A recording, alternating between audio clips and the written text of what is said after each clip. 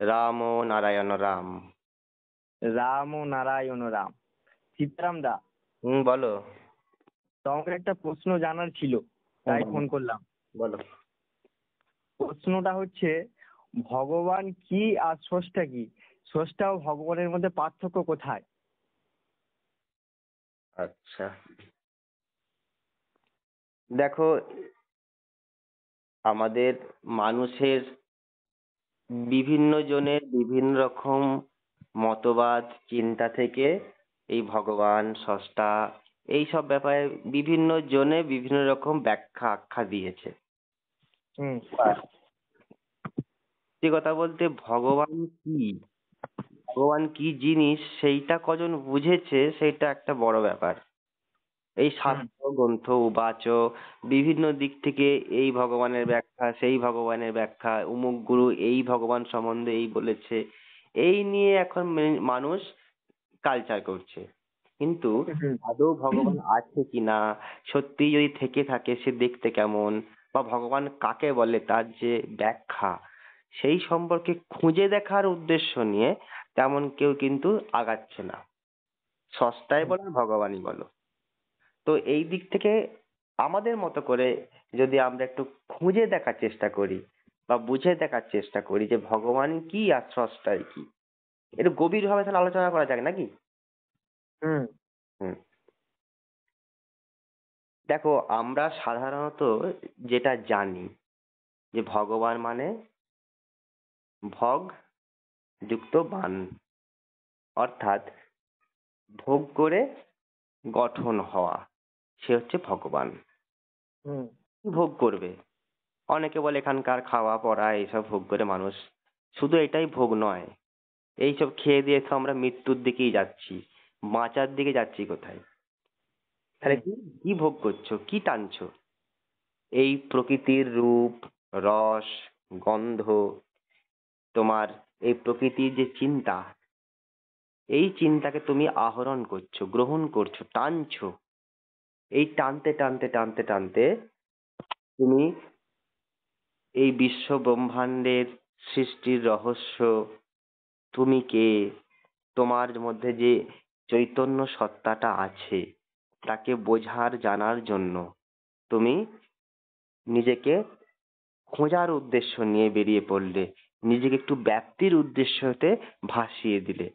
এইভাবে ভাসাতে ভাসাতে খুঁজতে খুঁজতে এই প্রকৃতির রূপ রসগন্ধের সাথে সাথে সেই মহাসুরের সাথে যখন তুমি নিজেকে একাত্ম করার লক্ষ্য নিয়ে এগিয়ে যাচ্ছ এবং তাকে পেতে পেতে যাচ্ছ, সেই সুরকে উপলব্ধি করতে করতে যাচ্ছ, বুঝতে বুঝতে যাচ্ছ, এই যে হুম। বুঝতে বুঝতে যাচ্ছ, তখন কি হলে ওগুলো তুমি গ্রহণ করে তোমার চিন্তাটাকে, তোমার জ্ঞানটাকে, তোমার চৈতন্যের যে ক্ষিধা, ক্ষুধা, তাকে তুমি মেটানোর চেষ্টা করছো। এই দেহটাকে তুমি ভাত মুড়ি খাদ্য দিয়ে তোমার শরীরটাকে বড় করছো, কিন্তু তোমার যে মনের যে খাদ্য, চিন্তার যে খাদ্য, তোমার মধ্যে যে চেতনা শক্তি আছে তার খাদ্য হচ্ছে ওই সুর। হুম। তো ওই সুর, ওই চেতনা শক্তি তোমাকে কি করছে? ওই তোমার ওই চৈতন্য সত্তাকে ভরপুর করছে। ওই চৈতন্যের যে ভরপুর, ওই সুরের যে ভরপুর, সুরের যে স্বাদ, ওই সুরের স্বাদটা তোমাকে কি করছে? গঠনমূলক আকার দিচ্ছে তোমার হুম। চিন্তাকে, তোমার মনকে, তোমার চেতনা শক্তিকে। হুম। ওই চেতনা শক্তিকে যখন ওই সব সুর দিয়ে ভরপুর করে যখন গঠন হচ্ছ, তখন তুমিই ভগবান হয়ে উঠলে। হুম। হুম। তাহলে কি হলো? তাহলে মানুষই ভগবান হয় ওইভাবে। আর ভগবান বলতে যাদেরকে আমরা বুঝি, মানে আমাদের ক্ষুদ্র চিন্তা দিয়ে, এই কালী, শিব, দুর্গা, মনসা, শীতলা, এই যে সমস্ত বুঝছি, আদৌ তারা আছে কিনা জানি না। এ, যদি থেকে থাকে তারা সেই সাধনার পথে হয়তো ভগবান হয়েছেন। তবে কিন্তু কি তবে কি পশু পাখি জীবজগতের মধ্যে কি এই শক্তি কি রয়েছে? দেখো, প্রত্যেকের মধ্যেই সেই চৈতন্য সত্তা বিদ্যমান। প্রত্যেকেই চাই সেই মিলিত হওয়ার লক্ষ্যে, প্রত্যেকেই চাই সেই মহাসুর। একটা মাছও সুরের মর্ম বোঝে। হুম। হুম। এখন সম্ভবত ইউএসএ, আমার ঠিক মনে নেই, তো ওখানে সুর গান বাজিয়ে মাছকে পাড়ে ডাকা হয়। হুম তাহলে কেন? সুরের মাহাত্ম্য, সুরের যে তোমার ইনফ্লুয়েন্স প্রত্যেককে ক্রিয়া করায়। হ্যাঁ, হুম তো যাই হোক, তো এই যে মানুষের যে ওই সুরে ভরপুর হয়ে যে তোমার গঠন হচ্ছে, তুমি কিন্তু সেইভাবে ভগবান হতে হতে পারলে। এবার কি হয়েছে, আমরা মানুষরা কি করি, আমরা আমাদের বীর্য দিয়ে আমরা সৃষ্টি করি। হুম বা তুমি যখন, আরে না, মানুষ বলে যে ভগবান সৃষ্টি করে, এই সবাইকে তৈরি করছে, তো তুমি যখন সেই সুরকে আয়ত্ত করতে পারছো, তখন তুমি কি করবে, তোমার সুর দিয়ে, চিন্তা দিয়ে, হ্যাঁ, তোমার চেতনার শক্তি দিয়ে তুমি তখন ওইভাবেও সৃষ্টি করতে পারবে, গ্রহ সৃষ্টি করতে পারবে, নক্ষত্র সৃষ্টি করতে পারবে, মানুষের সৃষ্টি করতে পারবে।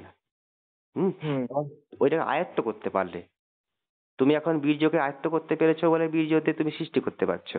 তখন ওই চেতনা শক্তিকে আয়ত্ত করতে পারলে, সেই সুরকে আয়ত্ত করতে পারলে, ওই সুরের যে বীর্য, সুরের যে শক্তি, সুরের যে বীজ, ওই বীজ দিয়ে তুমি সৃষ্টি করার ক্ষমতা রাখবে। তখন তুমি তুমি ভগবান আখ্যা লাভ পেয়ে গেলে। তাহলে কি হলো, হুম তুমিও স্রষ্টা, তুমি মানুষ হয়ে আছো, বীর্য দিয়ে সৃষ্টি করছো, তুমি স্রষ্টা। আর তুমি ওই ওই লেভেলে গিয়ে ওই চেতনা শক্তিকে কাজে লাগিয়ে ওই সুরকে দিয়েও তুমি সৃষ্টি করতে পারবে, তুমিও কিন্তু ওই লেভেলের স্রষ্টা। এবার হুম তোমাকে তোমাকে সৃষ্টি করেছে তোমার বাবা।